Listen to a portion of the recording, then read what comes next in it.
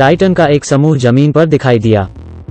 वे 100 feet से भी लंबे हैं। टाइटन सब घर तबाह कर देते हैं और मनुष्यों को खाते हैं। पहले ही पृथ्वी की आधी आबादी गायब हो चुकी है। मानव सभ्यता का पूर्ण विनाश होने वाला है। सबसे बड़ा टाइटन अभी भी दिखाई नहीं दिया है। टाइटन के हमले को रोकने के लिए इंसानों द्वारा 3 हाई-राइज दीवारों का निर्माण किया गया है।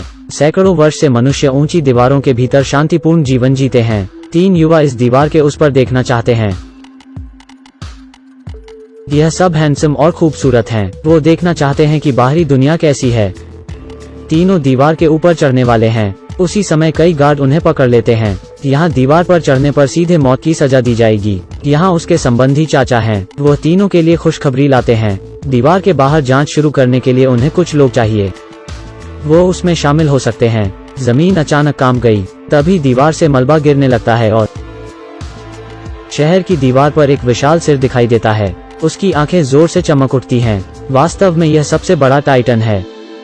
वह 100 मीटर से भी अधिक ऊंचा टाइटन है। उसके जोर से शहर की दीवारें एक बार में ढह सकती हैं। उसी समय अनगिनत मलबे शहर को धराशायी कर देते हैं। गरीब लोग सिर्फ अपनी जान बचाकर भाग सकते हैं। अचानक विशाल टाइटन ने दहाड़ लगाई और गायब हो गया। अब इस दीवार में एक बहुत बड़ा छेद हो चुका है। उस छेद से कई बड़े बड़े टाइटन आने लगते हैं। उन पर गोले भी दागे जाते हैं, लेकिन उनके घाव तुरंत ठीक हो जाते हैं। टाइटन सैनिकों को उठाते हैं और बस अपने मुंह में डालकर चबाते हैं। लोग डरे हुए हैं। उनके बचने का कोई रास्ता नहीं है। कस्बे के लोग इधर उधर भाग रहे हैं। टाइटन बहुत बड़ा है। उसके एक पैर से न जाने कितने लोग मारे जाते हैं। रोते बिलखते बच्चे को फेंक दिया जाता है। कोई किसी को बचाता नहीं है और सब भाग रहे हैं। बच्चे को बचाने के लिए जब लुई आगे आता है तो उसे भीड़ धकेल देती है। बच्चे को पकड़े हुए जियाओमी वहां अकेली रह गई। लुई बाहर जाना चाहता है ताकि वो बच्चे को बचा पाए, लेकिन अंदर के लोगों ने उसे रोक लिया है। वो अब चुप हो जाता है वरना उसे मार दिया जाएगा। इस समय जियाओमी के पास एक विशाल टाइटन आ रहा है। लुई ने भी बाहर जाने की हिम्मत खो दी। अचानक कंपन होता है और सब जमीन पर गिर पड़े। बाहर कोई आवाज नहीं है। वो बाहर आता है। जियाओमी गायब हो गई है। इस समय पीछे से चीख सुनाई देती है। लुई ने पीछे मुड़कर देखा। घर से लोगों को निकालकर टाइटन खा रहे होते हैं। अब यह सब बाहर आना चाहते हैं, पर अब बहुत देर हो चुकी है। पूरा शहर खाली है। खंडहर में गुमसुम भटकते हुए लुई बहुत हताश है। 2 साल बाद देश ने एक सैनिक टीम की स्थापना की। जो उपनगरों में मनुष्य बच गए उन्हें दूसरी दीवार में रखा जाता है। बड़ी संख्या में शरणार्थी परिवार यहाँ आते हैं। कृषि क्षेत्रों की कमी के कारण खाने की किल्लत बद से बदतर होती जा रही है। प्रति व्यक्ति केवल एक समय का भोजन मिलता है। कप्तान ने अंतर को ठीक करने के लिए एक सैनिक टीम भेजने का फैसला किया। उन्हें पुरानी दीवार को सही कर पुराना इलाका वापस लेना है। सब लोग आज रात रवाना होने के लिए तैयार हैं, क्योंकि कप्तान ने कहा कि सैनिकों को रात में सोने की जरूरत है। उन्हें जल्दी से सो जाना चाहिए। टीम के एक सदस्य ने लुई से कहा कि कृषि क्षेत्र में एक देवी है। वहाँ बहुत से लोग मारे जा चुके हैं। टीम आगे बढ़ती है। बिना किसी जोखिम के वो काम के स्थान पर पहुँचे। टीम धीरे धीरे टूटी दीवार की ओर बढ़ती है।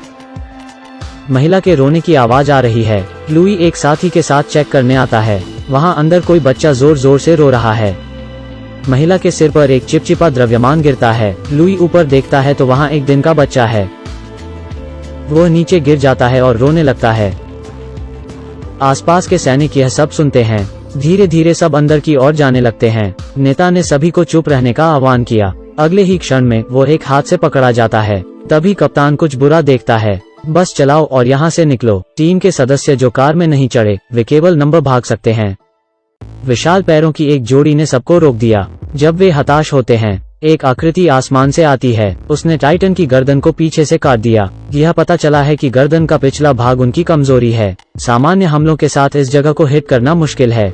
जब तक यह त्रिआयामी मोटर चालित उपकरण वहाँ पर है, मनुष्य हवा में तेज गति से उड़ सकता है। यह रस्सियों के सहारे चलने वाला यंत्र है।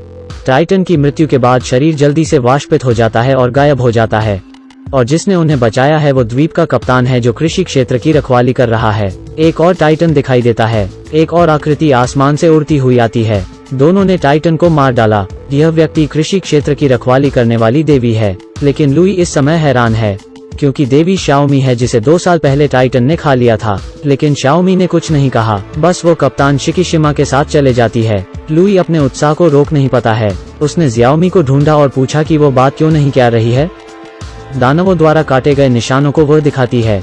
कैप्टन शिकिशिमा ने ही उसे सबसे पहले बचाया था। दोनों को एक साथ देख लुई दुखी है। लुई वहाँ से चले जाता है। दर्द में चिल्लाते हुए वो बाहर आ जाता है। ऐसा नहीं है कि श्याओमी अन्य पुरुषों से दुखी है, उसे बचाने की हिम्मत नहीं करने के कारण उसे खुद से नफरत है। एक लड़की अचानक उसे रोकने के लिए वहाँ आती है। उसका यह व्यवहार टाइटनेस को आकर्षित करेगा। यह कहते हुए वो उसे अंदर ले जाती है। महिला उसके साथ संबंध बनाना चाहती है। वो दोनों पास आते हैं कि तभी उसके पीछे एक बड़ी आंख दिखाई देती है। लुई ने टाइटन को उस लड़की को खाते हुए देखा। टाइटन ने फिर से हमला कर दिया है।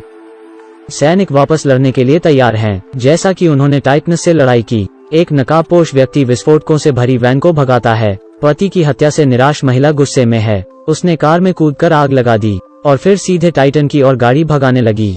नफरत ने उसके दिमाग पर कब्जा कर लिया है। वो अपने पति का बदला लेना चाहती है, लेकिन इससे टाइटन मरने वाला नहीं है। उनकी कमजोरी सिर्फ गर्दन के पिछले हिस्से में है। ज्यादा से ज्यादा लोग खाए जा रहे हैं। इस टूटी फूटी दुनिया को देखकर लुई आखिरकार टूट गया। वो त्रिआयामी मोटर यंत्र का उपयोग करता है। जल्द ही उसने एक टाइटन को मार डाला, लेकिन अभी खुश नहीं होना है। उसे एक और टाइटन ने पकड़ लिया है। दूसरी तरफ जियोशुआई को भी दैत्य ने पकड़ लिया था। चालक दल ऊपर धनुष और तीर के साथ हमला करता है, लेकिन यह छोटा धनुष और बाण दानव को चोट नहीं पहुंचा सकती है। यह देखते हुए कि जियाओशुई को टाइटन खाने वाला है, एक पैर गंवाकर लुई उठ खड़ा होता है। वो 2 साल पहले श्याओमी को बचाने में असफल रहा था। 2 साल बाद उसने जियाओशुई को अपनी आंखों के सामने गायब नहीं होने दिया। लुई को टाइटन ने पेट में निगल लिया है। उसने अपने दोस्त को देखा, वह जीवित है। वो दोनों टाइटन के पेट में हैं, लेकिन पचे नहीं हैं। लुई अपनी अंतिम दहाड़ लगाता है, मैं तुम सभी को मार दूंगा।